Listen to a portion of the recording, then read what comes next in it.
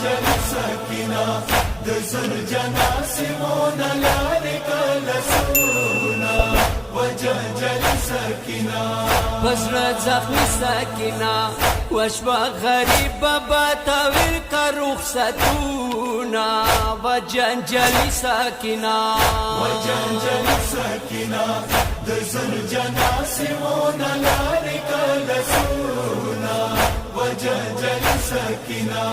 و جنجل سکینه د زرجنا سیمونه لارې کله سونه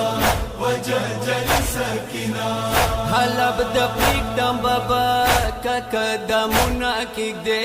په تورو خاورو باندې دوه زنګنونه کږدې